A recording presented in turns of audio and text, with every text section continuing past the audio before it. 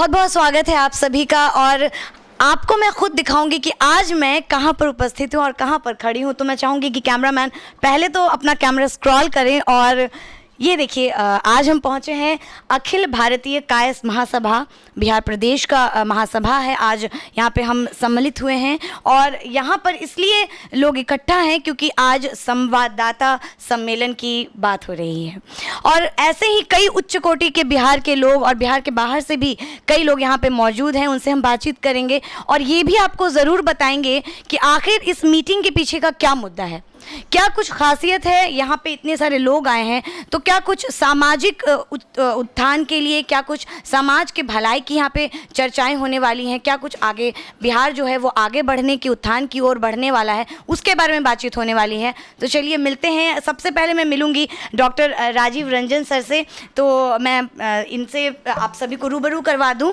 आप अध्यक्ष हैं अखिल भारतीय कायस्थ महासभा के और इसी के साथ साथ एक बेहद ही उम्दा डॉक्टर भी हैं और इसी के साथ ये भी कहूँगी कि बिहार प्रदेश के लिए कई सारे उचित काम इन्होंने किए हैं, उच्च कोटि के कार्य इन्होंने किए हैं। तो सर, सबसे पहले सवाल मेरा आपसे यही रहेगा कि यहाँ इतने सारे लोग इकट्ठा हुए हैं, कोरोना वायरस का भी वक्त है और इस वक्त हम सब डरे हैं, उसके बावजूद हम यहाँ बैठे हैं इसलिए ताकि बिहार के उत्थान की बात हो। बिहार जो कहीं ना कहीं सब सोचते हैं कि पिछड़ा है, असलियत में नहीं है, लेकिन फिर भी हम हर रोज़ कोशिश करते हैं कि बिहार को क्या कुछ अच्छा दे सकें और आज इसीलिए इतने सारे लोग यहाँ इकट्ठा हैं। तो आपसे सबसे पहले जानना चाहूँगी कि क्या उद्देश्य है इस सम्मेलन का। देखिए, अखिल भारतीय कायस्थ महासभा एक ऐसा संगठन है जो पुराने ज़माने से लगातार समाज में कुरीतियों को दूर करने के लिए और समाज के उत्थान के लिए काम करता रहा है। अभी जो आज का प्रेस कॉन्फ्रेंस है उसका मूल बिंदु ये है कि हमारे नए पदाधिकारियों की सूची बनाई गई है और उससे हमें मीडिया को रूबरू कराना था। तो कुल अध्यक्ष के अतिरिक्त कार्यकारी अध्यक्ष हैं और कुछ उपाध्यक्ष भी हैं और सचिव हैं। तो ये पूरी टीम प्रतिबद्ध होकर, एक हम लोगों ने हमेशा देखा है कि अनवरत प्रक्रिया है जिसके द्वारा हम समाज के कार्यों को करते रहते हैं। कायस्थ समाज पूरे समाज का समन्वयीकरण करता है, विभिन्न जातियों का समन्वयीकरण करता है और साथ साथ कायस्थ समाज देश के लिए ऊंचे मापदंड स्थापित करता है जिसके द्वारा हम बेहतर समाज की संरचना कर सकें। और उसी भूमिका को फिर से एक नई टीम के साथ हम लोग लागू करने वाले हैं। और हमारे बीच अभी हमारी राष्ट्रीय कार्यकारी उपाध्यक्षा श्रीमती रागिनी रंजन भी आई हैं और उन्होंने केंद्र से बहुत सारी योजनाएं बनाई हैं जिसके बारे में वो विस्तृत चर्चा करेंगी। लेकिन दो चीज़ें बहुत महत्वपूर्ण है। पहली चीज़ तो ये है कि चुनाव का समय है और बिहार एक राजनीति का केंद्र रहा है और केंद्र ही नहीं रहा है, ये चिंतन का केंद्र रहा है। तो बिहार में राजनीतिक चिंतन के द्वारा देश की दिशा निर्धारित होती है। चुनाव आ गया है तो कायस्थ महासभा अपने स्तर पर लोगों को जागरूक करेगा कि वो मतदान करें और मतदान से जुड़े हुए जो दूसरे मुद्दे हैं उसको वो समझें और जागरूकता के साथ मतदान करते हुए इस तथ्य को समझें कि बिहार ने पिछले 15-20 सालों में जो विकास किया है उसकी गति कैसे कायम रख सकेंगे। यहाँ पे ज़रूर मैं ये जानना चाहूँगी कि आपने कहा मतदान को जहन में रखें, लेकिन मतदान करते वक्त किन बिंदुओं को अपने जहन में रखनी चाहिए, किन बातों को हम याद करें और उनको सोच कर तब हम मतदान दें, तब हम एक सटीक, एक सही जो हमारी सीएम की जो कुर्सी है उस पर उनको विराजमान करवा सके। तो किन बिंदुओं पर सोचना चाहिए। देखिए, मैं एक पुरानी किंवदंती को दुहराना चाहूँगा कि रोपे पेड़ बबूल का तो आम कहाँ से होए। तो आप जो चाहते हैं वो एक अच्छा समाज चाहते हैं, आप एक ऐसा प्रगतिशील समाज चाहते हैं जिसमें मुख्यमंत्री संवेदनशील हो, वो समाज के प्रति संभाव रखता हो, वो देश के प्रति ऐसी प्रतिबद्धता रखता हो जिसमें उसकी पारिवारिक और व्यक्तिगत मजबूरियां और मान्यताएं और लाभ कहीं बाधक न हो।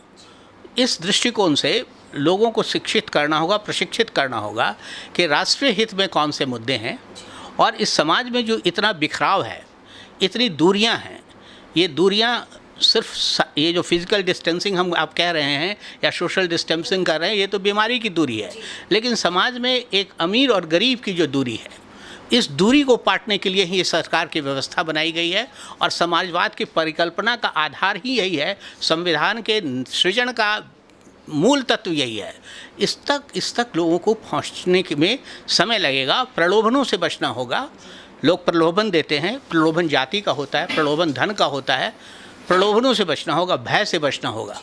बिहार में भय का वातावरण रहा है, उसको मुक्त होने की बात हो रही है। काफ़ी हद तक बिहारी को कोई भयभीत नहीं कर सकता है, लेकिन वातावरण बनाने वाले बनाते हैं। भय से मुक्त होकर, भ्रष्टाचार से मुक्त होकर, सद्विचार से युक्त होकर और संकल्पित होकर मतदान करने के लिए लोग निकलें और जिसे सही समझें उसको वोट दें। हर व्यक्ति का अपना विवेक होता है और विवेक अगर हृदय के साथ पवित्र होकर एक संकल्प का रूप लेता है तो उसमें कहीं कोई खोट नहीं होती है। मैं उसी विवेक को जगाना चाहता हूँ। हमारी संगठन के द्वारा ये कोशिश होगी कि प्रत्येक क्षेत्र में जागरूकता की एक लहर पहुँचे और लोग 80 से 90% मतदान करने के लिए बूथ पर पहुँचे। क्या बात है। तो कहना चाह रहे हैं डॉक्टर राजीव रंजन जी कि 80 से 90 प्रतिशत जो लोग हैं वो मतदान के लिए पहुँचे। और एक बहुत अच्छी बात कही इन्होंने कि हम मानसिक रूप से जो है वो जो दूरी है वो मिटाने की बहुत ज़रूरत है। बिहार में कई सारे प्रलोभन हैं, जैसे कि लालच है, अगर हम कास्ट की बात करें तो कास्टिज़म भी है, और कई बार इस कास्ट को हम वोट बैंक के रूप में भी इस्तेमाल करते हैं। तो इन सारे प्रलोभनों से बचने की ज़रूरत है और इन्हीं बिंदुओं पर जब हम गौर करेंगे और जब हम सोचेंगे कि हाँ कैसे एक हम उच्च कोटि का बिहार हमें मिलेगा, एक अच्छे स्तर का राज्य हमें मिलेगा, तो इन सारी बिंदुओं को जब हम सोचेंगे, इन सारी बातों को जब अपने जहन में रखेंगे,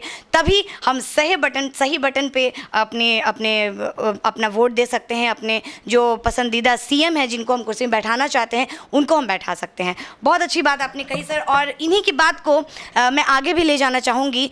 जैसा कि आपने कहा कि मानसिक जो विकृतियाँ हैं कहीं ना कहीं तो वो ज़रूर आती हैं हमारी एजुकेशन से, और हमेशा से कहा जाता है कि कास्ट एक ऐसा कास्ट है, यहाँ पे मैं कास्ट का एक ये नहीं बना रही हूँ, कोई ठप्पा नहीं लगाना चाहती हूँ, स्टैंप नहीं है, लेकिन ऐसा माना जाता है कि एक पढ़ी लिखी एक जाति है और पढ़ाई लिखाई तो बड़ी ज़रूरी है। और जैसा कि आपने परिचय भी करवाया कि हमारे साथ प्रोफेसर DN सिन्हा हैं BN कॉलेज से, और मैं आपको बता दूं दर्शकों कि इंग्लिश के प्रोफेसर और बेहतरीन प्रोफेसर हैं हमारे साथ। और एजुकेशन की बात कर रही थी मैं, और इसीलिए कर रही थी कि एजुकेशन कितनी ज़्यादा ज़रूरी है आज के वक्त में। अगर बिहार की भी बात करूं तो कितनी ज़्यादा ज़रूरी है। यहाँ पे जब लोग इकट्ठा हुए हैं तो ये बात तो तय है कि एजुकेशन की बात, शिक्षा की बात तो ज़रूर होगी। तो किस तरीके से देखते हैं सर आपकी शिक्षा में जो है बिहार ये उत्थान की तरफ जा रहा है, क्या कुछ बदलाव आए हैं शिक्षा को लेकर? शिक्षा में तो निरंतर गुणवत्तापूर्ण शिक्षा में विकास होता रहा है, खास करके जब से पिछले 15 सालों से जो नई सुशासन की सरकार आई है उसमें। पहले जो अराजकता थी शिक्षा में उस पर भी बहुत नियंत्रण हुआ है, और वो शासनकाल हम लोग का याद है जिस शासनकाल में हम लोगों को परीक्षाओं में अनफेयर मीन्स रोकने में बहुत मशक्क़त करनी पड़ती थी, और बगैर मजिस्ट्रेट और फोर्स का प्रॉपर डिप्लॉयमेंट के हम लोग परीक्षा कराने की हिम्मत नहीं कर पाते थे। इवन पटना विश्वविद्यालय जैसे प्रीमियर इंस्टीट्यूशन जो है राज्य का, वहाँ भी।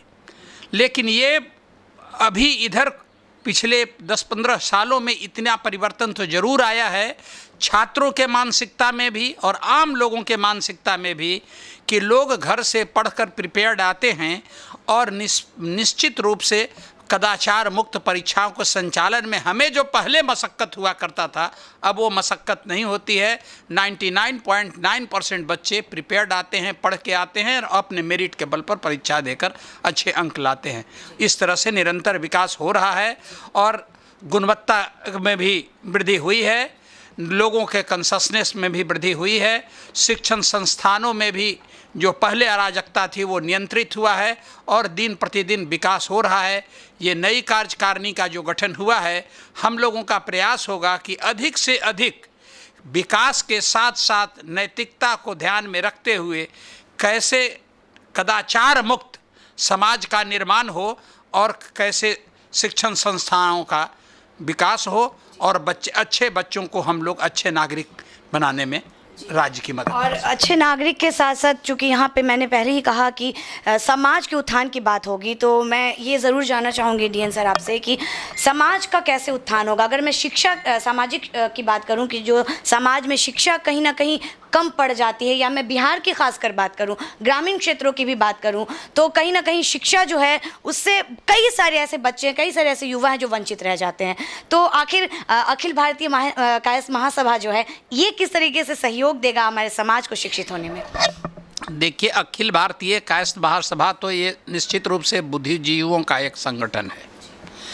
कहने के लिए तो ऐसा सुनने में लगता है और लोग मान भी सकते हैं कि ये जातीय आधार पर है, लेकिन सच्चाई ये है कि यह संगठन पूर्णतः एक बुद्धिजीवी वर्ग का संगठन है।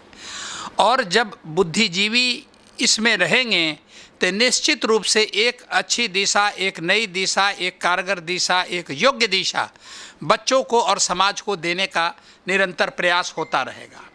समाज के विकास में इस बुद्धिजीवी समाज का सब दिन पहले भी योगदान रहा है।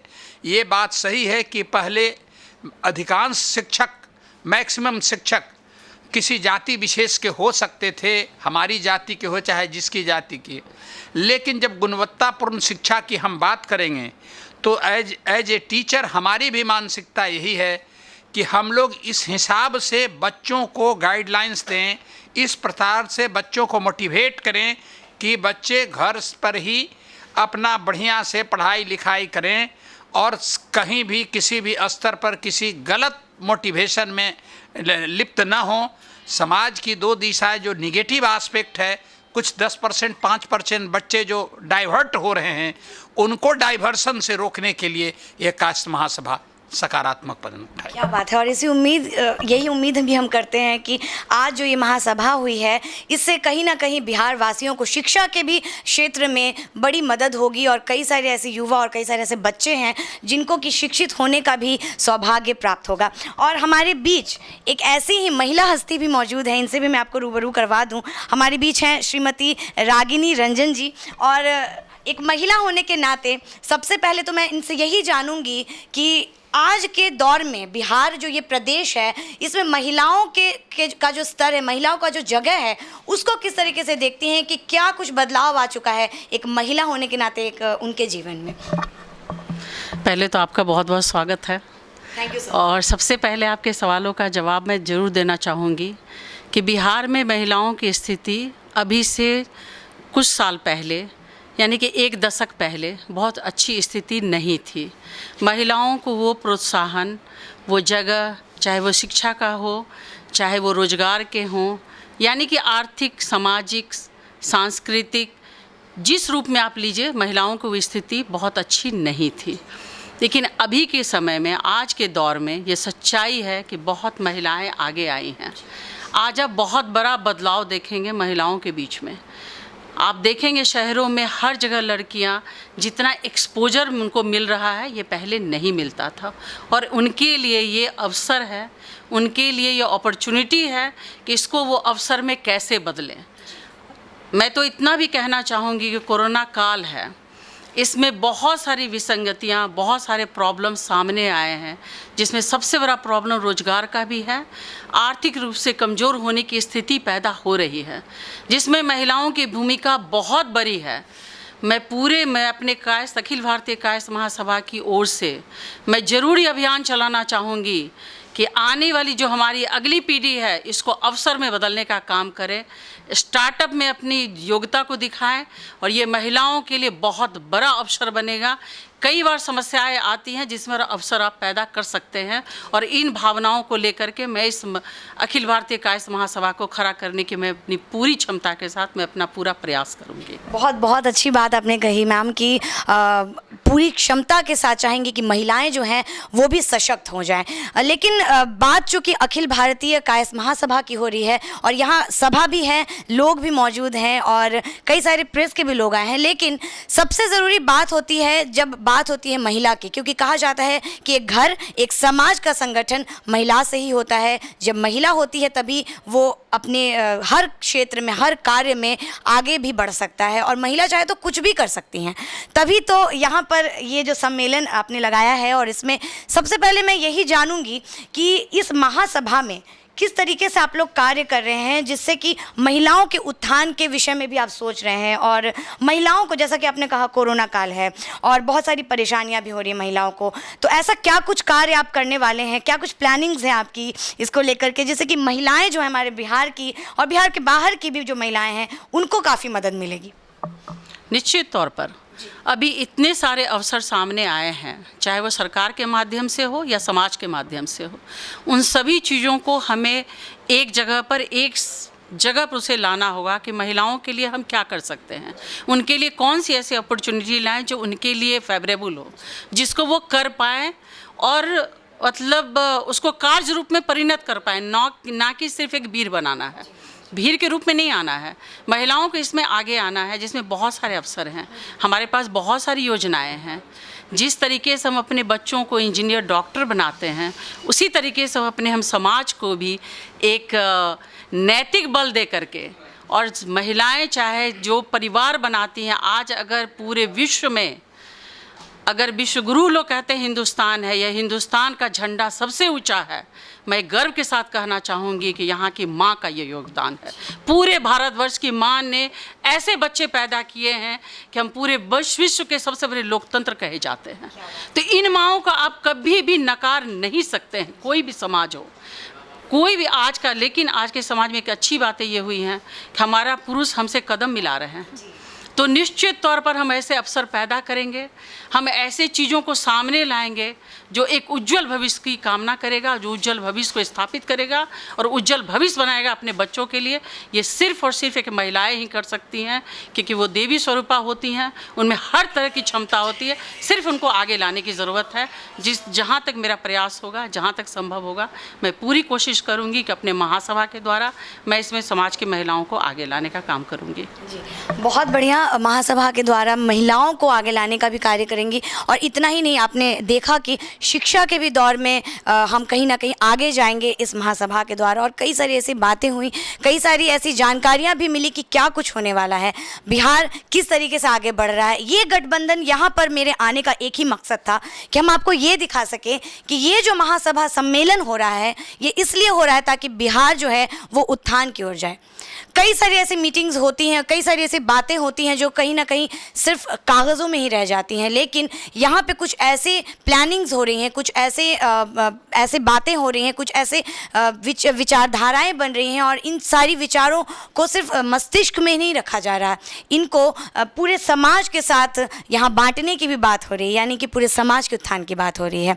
तो एक बेहतरीन महासभा है ये, और आप जैसा देख सकते हैं कि अखिल भारतीय कायस्थ महासभा के जो लोग हैं, जैसा कि डीएन सर ने भी कहा कि बुद्धिजीवी लोग हैं, और तभी तो कहा जाता है कि जो एजुकेटेड लोग होते हैं, जो पढ़े लिखे लोग होते हैं, वो हमेशा समाज को कुछ बेहतर दे सकते हैं, और तभी इसी किस्म के लोग यहाँ पे मौजूद हैं। मैं एक बार चाहूँगी कैमरामैन को भी कि सारे लोगों की तरफ एक बार कैमरा दिखाएं और बताएं कि बिहार के कितने उच्च कोटि के लोग, कितने एजुकेटेड लोग यहाँ पर इकट्ठा हुए हैं।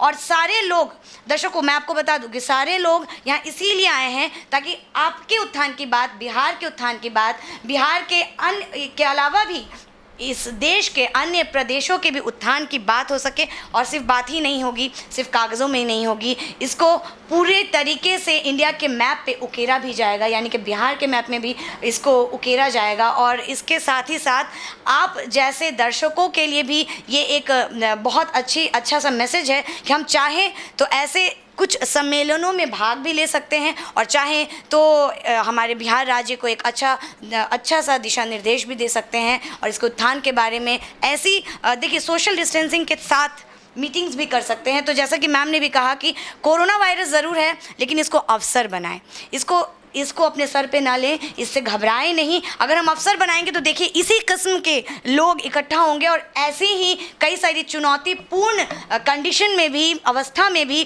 कई सारी हम ऐसा मानदंड स्थापित कर सकते हैं, एक ऐसा एग्जाम्पल दे सकते हैं अपने समाज को, जिसको कि लेकर हमारा जो युवा वर्ग है, जो हमारी युवा पीढ़ी है, जो हमारे बच्चे हैं, उसको लेकर भी वो आगे बढ़ें, ताकि 1 साल नहीं, 2 साल नहीं, कुछ एक दशक तक जो है कुछ एक सदियों तक बिहार जो है वो निरंतर आगे बढ़ता रहे। तो बहुत बहुत शुक्रिया आप सभी का, यहाँ पर जितने लोग मौजूद हैं। बहुत अच्छी अच्छी आपने बातें बताई और ये भी बताया कि किस तरीके से बिहार के उत्थान के लिए लोग आज भी इस वायरस में भी सोच रहे हैं और अवसर बना रहे हैं, इस वायरस को, कोरोना को, इससे डर नहीं रहे हैं।